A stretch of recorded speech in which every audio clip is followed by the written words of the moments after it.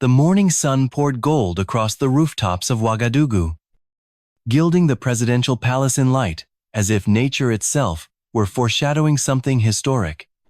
Marcus Whitfield, CEO of Apex Mining Corporation, stood in front of a full-length mirror in his luxury suite, adjusting a navy silk tie with the practiced ease of a man who'd closed billion-dollar deals before breakfast. His private jet had landed just hours earlier.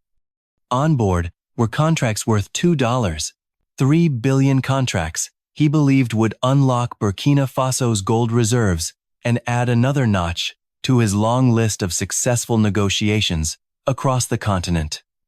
17 African nations. 17 signed deals. This, to him, was just number 18. Mr. Whitfield. An aide called out, her tone clipped and unusually formal. They'll see you now. He smiled, buttoned his tailored suit jacket, and stepped into the corridor, confident, composed, rehearsed.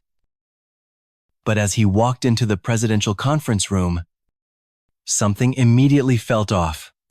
The space, grand, with its arched windows and mahogany finish, had always hosted discreet diplomatic meetings. But today, it was transformed. Dozens of cameras lined the walls. Local and international journalists filled every corner. Pens ready. Lenses focused. This wasn't a boardroom. It was a stage. And he unknowingly was the main act. At the far end of the long table sat President Ibrahim Traoré, dressed in his sharp military uniform. Posture, calm but commanding. A thick manila folder rested beside him on the polished wood, closed, but humming with quiet menace. His face, often warm and inviting during diplomatic encounters, was unreadable. The room was silent, save for the soft whir of recording equipment. Whitfield's polished charm faltered for just a second. He gave a tight smile and moved to sit. Mr. Whitfield. Traoré began, his voice measured, deep, and unwavering. Thank you for coming. We have much to discuss regarding your company's activities in our region. The pause before activities lingered like a cloud. It was not a welcome. It was a summons. Suddenly, the temperature in the room felt colder, despite the air conditioning. Whitfield's palms began to sweat. This wasn't right. This wasn't normal. And somewhere deep in his executive gut, he knew he wasn't in control of this meeting. 3 hours earlier, in a heavily secured briefing room below the palace, President Traoré had been handed something that changed everything. Dr. Aminata Kaboré, Minister of Natural Resources, burst into the room, clutching a worn leather briefcase. Her usually composed demeanor shattered. Mr. President, she said, breathless. You need to see this. Now. Documents spilled across his desk, satellite images, internal memos, whistleblower emails, even video recordings. It was a dossier meticulously compiled by someone inside Apex Mining. A leak from the inside. And it was devastating. Falsified environmental assessments. Payments disguised as development aid. Corporate strategies that involved systematic poisoning of water sources in 3 neighboring countries, all buried under spreadsheets and staged PR campaigns. Villages in Ghana, where children were born with deformities. Livestock, dying mysteriously in Mali. Entire communities in Côte d'Ivoire, reporting dead soil. Despite regular rainfall. Every page dripped with something more corrosive than mercury greed. By the final document, Traoré's hands were shaking. $50 million had been allocated by Apex not for development, but for what they referred to as local compliance management, bribes, payoffs. The plan was simple: charm the leadership, exploit the land, silence the people. And now, Marcus Whitfield was sitting at his table, smiling, back in the conference room. Whitfield cleared his throat, ready to launch into his opening pitch. "Mr. President," he began, flashing a practiced grin. "Apex Mining is honored to offer Burkina Faso a historic development opportunity. Our geologists estimate your gold reserves at over $15 billion. We're prepared to offer your government a generous 12% royalty rate, among the highest in the region." The room remained still. No nods. No nods. Just cameras. And that folder. President Traoré didn't speak. He didn't need to. The weight of silence was louder than any applause. A full 10 seconds passed. Then 20. The beads of sweat on Whitfield's forehead were no longer subtle. And finally, with the slow precision of someone about to light a fuse, Traoré opened the folder. He didn't look up as he spoke. "Mr. Whitfield, before we discuss percentages, perhaps you could explain these documents to our people." And just like that, the game changed. This was no longer about numbers. This was about truth. And the entire world was watching. 3 hours before the world was watching.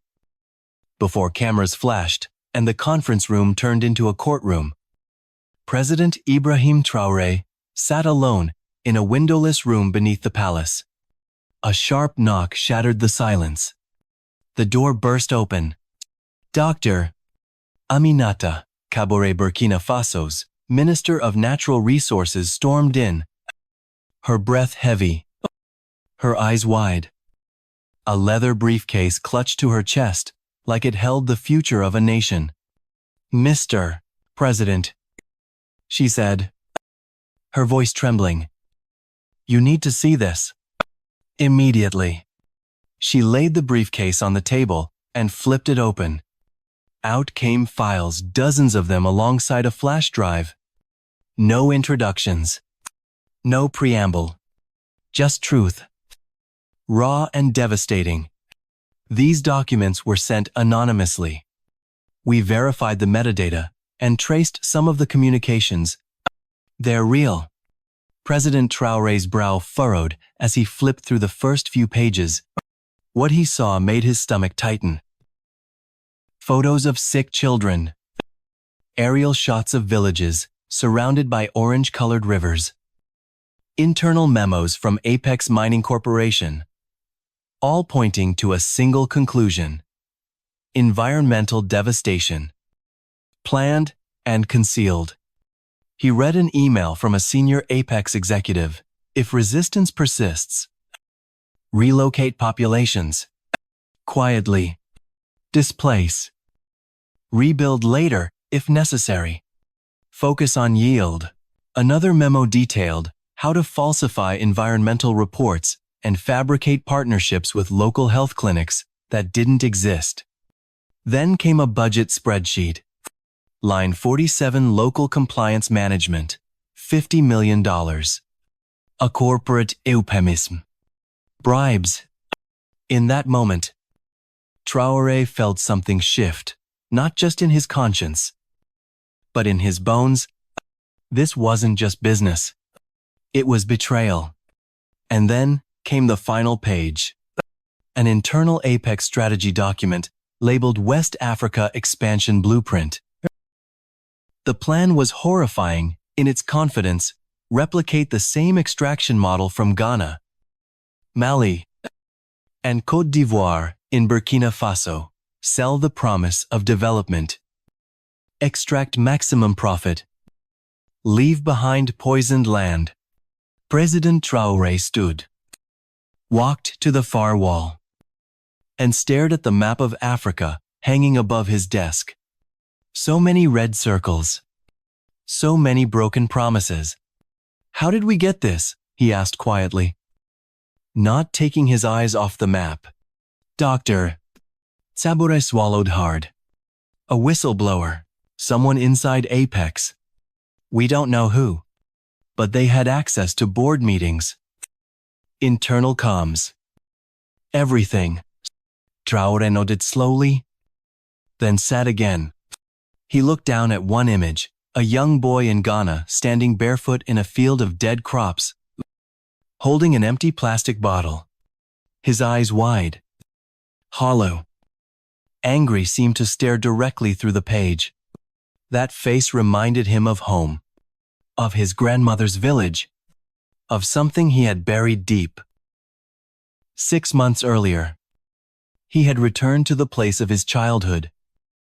A quiet community in eastern Burkina Faso, where his 93-year-old grandmother, Mama Fatou, still lived in the same mud brick home where he'd spent countless summers. The village well, once the pride of the community, now ran thick with orange mineral deposits. The water smelled like rust. Mama, he had whispered, kneeling beside her on a woven mat. What happened here? She had looked at him, eyes sharp as ever, and said, Ibrahim, the earth is crying. The ancestors weep. The gold they take. But the poison they leave behind? When will someone speak for us that night? He couldn't sleep. That question followed him for months. It haunted his speeches, his policies, his dreams. And now, staring at the documents spread before him, he realized the time had come to answer her. The decision wasn't just political, it was personal. It wasn't just about Apex mining. It was about every faceless executive who had flown into African capitals with flashy promises and left behind broken land and dying livestock. He would not be the next name on their list of bought silence. He would be the break in the pattern.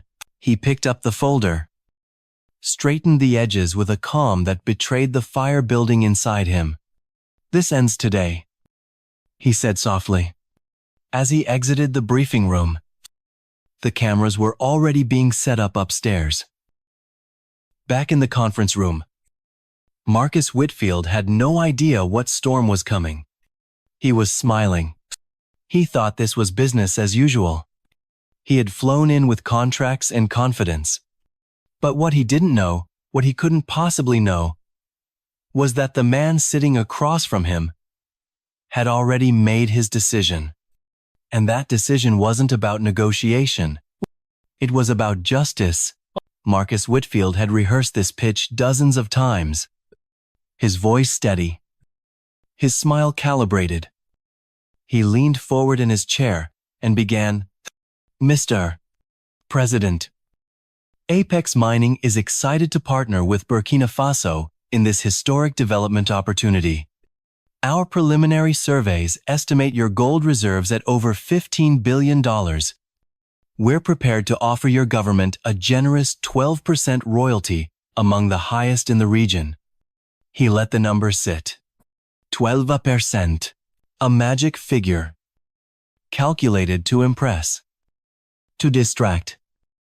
To close. But President Ibrahim Traoré didn't flinch. He didn't smile. He didn't even blink. He just let the silence stretch. Cameras rolled. Every journalist in the room leaned slightly forward. Something wasn't right. Whitfield shifted in his chair. Glancing at his legal team, they gave stiff nods. Unsure. Then, without breaking eye contact, Traoré opened the manila folder. Mr. Whitfield, the president said calmly, before we talk numbers, perhaps you could explain these to our people. He slid a photograph across the table. It showed a village in Ghana, one Apex had previously operated in. The landscape was drenched in rust-colored water. Children stood barefoot at the edge of the flood, their legs covered in rashes, their eyes vacant. Whitfield's smile cracked. "I'm not sure what you're referring to, Mr. President. Apex upholds the highest environmental standards." "The highest standards," Traoré repeated, voice rising slightly. He pulled out a printed email. It was internal. Apex executives discussing cost-saving measures. Community relocation is more efficient than long-term cleanup. Focus on optics. Manage narratives locally. Is relocating entire communities part of your standards? The temperature in the room dropped. Journalists began scribbling notes. Whitfield glanced at his team again. But no one spoke. This was supposed to be ceremonial. One whispered behind him, "This is a setup." The president lifted another sheet, an Apex memo labeling compensation to displaced families as non-essential expense. Whitfield raised a hand. "Mr. President, I think there's been a misunderstanding. The only misunderstanding." Traoré cut in. Standing slowly. Was believing Africa would stay silent forever. He didn't shout. He didn't pound the table. But his words carried the weight of generations. And they hit like thunder. The room stilled. And then, the president told a story. He spoke softly, so the microphones leaned in. 6 months ago, I visited my grandmother. The village well once clear, once sacred, was orange. The crops were dead. The air was wrong. She pulled me aside and said, "Ibrahim, the spirits cry from the poisoned earth. They take our gold and leave us poison. When will someone speak for us?" He paused. "I'm speaking now." Whitfield tried to interject, but Traoré didn't stop. "You represent more than a company, Mr. Whitfield. You represent a system, one that views Africa as a source to drain, not a partner to respect, one that buries reports, silences voices, and leaves behind sickness disguised as progress." The folder slammed shut. "Today, that ends." Every camera turned. Every pen stopped moving. Whitfield looked smaller now, like a man who had trained for a tennis match and walked into a war tribunal. He adjusted his tie. "Perhaps we can discuss modifications Apex is committed to." Committed, Traoré's tone sharpened. "Your documents show commitment to profit, not people. Your teams poisoned rivers and called it acceptable risk. You displaced communities and called it logistical necessity. You call this a partnership." He walked slowly around the table, each step echoing through the marble hall. Then he stopped face to face with the CEO. "You brought your offer. I brought the truth." Whitfield's voice was low, almost pleading. "This isn't how things are done, no." Traoré said, "It's how they've always been done. But not anymore." He turned to the cameras. "To all watching across Africa, this isn't just about one company. It's about our right to demand dignity, to refuse exploitation, to build a future where our children drink clean water, where our resources serve our people, not shareholders, an ocean away." Then, returning to Whitfield, he said the words that would be played on every screen, replayed in every news cycle, and etched into the memory of a generation. "Africa is not for sale." Silence. The kind of silence that wraps around a room and squeezes. Journalists stared wide-eyed. Cameras zoomed in. Whitfield sat frozen, blinking as if trying to wake from a nightmare that had turned very, very real. Across the world. A screen lit up. In Washington, D.C. It was 3:00 a.m. when secure phones began to ring. Madam Secretary, a chief of staff said, shaking the U.S. Secretary of State awake. You'll want to see this. Jennifer Morrison rubbed her eyes and stared at the secure tablet. Live footage. Président Traoré. Standing. Calm. Fierce. Speaking to the world. She had met him twice. Polite. Measured. Predictably. This was different. What's our exposure? She asked. Apex operates in 14 African nations. If this catches on, her aide trailed off. She didn't need the rest. She could see it dominoes falling. And it had started here. Back in the conference room, Whitfield tried one last time to salvage control. Mr. President, I urge you to reconsider. We can revisit the terms. This partnership can be rebuilt. But Traoré wasn't negotiating anymore. He stepped forward not with hostility, but with finality. You came here expecting to buy silence. You brought contracts written in the language of profit and loss. But this is not just an economy. It's a people. He turned toward the cameras, to every African leader watching. I say this, the era of silent suffering is over. We will not trade dignity for development. We will not drink poisoned water in exchange for empty promises. Whitfield's voice cracked. You can't, I can. Traoré interrupted. And I have. He straightened his back. Effective immediately. Apex Mining Corporation is permanently banned from operating within our borders. Gasps. Whitfield stared blankly. Traoré continued. You and your delegation have 24 hours to leave Burkina Faso. It hit like a verdict. Not just a failed meeting. A public sentencing. And it was being streamed live to millions. Morrison stood in her robe, watching in stunned silence. In Beijing, London, Paris emergency rooms buzzed. Markets shifted. Gold prices dipped, as analysts warned if this sparks a trend. Decades of corporate strategy could unravel. In Ghana, protests broke out at Apex facilities. In Mali, civil society groups called for immediate investigations. Hashtags exploded. Number Africa not for sale trended in 32 countries. But inside the palace, the moment wasn't finished. Dr. Aminata Tsabore stood, her voice calm but razor sharp. Mr. Whitfield, your company's own impact assessments acknowledged long-term contamination risks. You chose to ignore them. This is not just negligence. It is environmental crime. A low murmur passed through the press pool. Traoré added, we will be referring this evidence to international courts.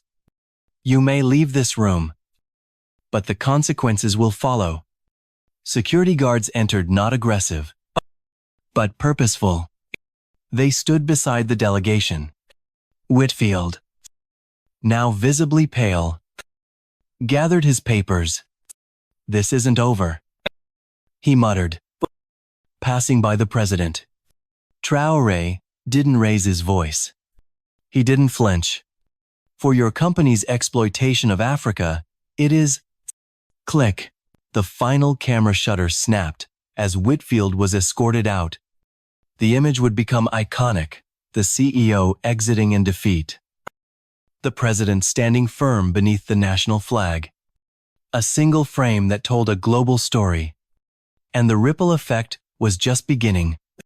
In Ghana, the president announced a full review of all foreign mining contracts. In Niger, Parliament voted to renegotiate terms. In Senegal, university students marched, carrying signs that read, "We want Traoré energy." Across Burkina Faso, radios buzzed. People in villages gathered to listen. Cheering erupted in towns that had never been mentioned on news broadcasts before.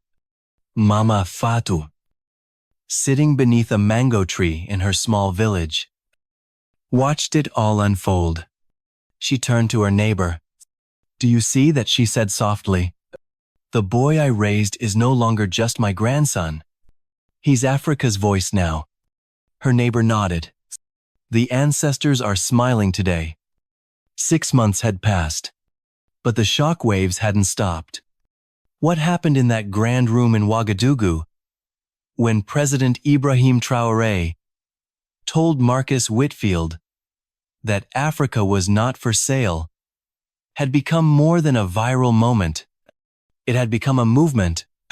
In the days that followed the broadcast, leaders across the continent faced a reckoning. Citizens demanded transparency. Young people took to the streets, not with anger, but with questions. Who owns our future? Who profits from our land? And more importantly, why have we stayed silent for so long in Ghana? The government launched an immediate audit of all foreign mining contracts. Within weeks, 3 deals were suspended. In Niger, the president called for renegotiations, stating, "We must ensure that what is taken from our soil benefits our people." In Côte d'Ivoire, environmental scientists received funding for the first time in a decade to investigate long-term contamination in previously ignored rural zones. A new spirit had taken hold. But it wasn't just regional. In corporate boardrooms across New York, London, and Geneva, a different conversation unfolded. Apex Mining's stock had plummeted 34% in the week after the expulsion. Shareholders demanded answers. Lawsuits were filed. Investigations opened, and one phrase began to haunt the industry. This could be the new normal. For decades, mining giants operated under the assumption that African nations would always choose quick profit over long-term justice. But Traoré's defiance shattered that illusion. In response, some companies adapted. They flew in not with contracts, but with clean water initiatives, with medical partnerships, with local profit-sharing plans that were no longer symbolic. Burkina Faso, far from collapsing under economic pressure, saw a surprising shift. Responsible mining companies, ones who had once been pushed aside by Apex's aggressive tactics, now lined up, eager to work under fairer terms. And the gold still in the ground, still valuable. But now, it would be extracted on Burkina Faso's terms. Terms written in dignity, not desperation. Traoré hadn't just protected his people. He'd redefined what leadership looked like. When he walked into the African Union summit that winter, the room went silent, not out of protocol, but out of respect. Here stood the youngest president in the room. And yet, no one questioned his authority. He took the podium. No teleprompter. No script. Just truth. The expulsion of Apex Mining. He began. Was not an act of aggression against foreign investment. It was an act of protection for our people, our land, and our children. He paused. We proved that saying no to exploitation is not the end of opportunity. It's the beginning of real partnership. Across the room, leaders nodded. 3 presidents had already followed his example. 2 more announced mining reform that same week. But for Traoré, the most powerful validation came not from applause, but from home. In his grandmother's village, That orange-tainted well had been sealed. A new solar-powered filtration system stood in its place, donated not by outsiders, but funded by the very first royalties from a transparent pilot project with a local cooperative. And Mama Fatou, she still sat beneath the same mango tree. But now, children from nearby villages came every weekend to hear her stories.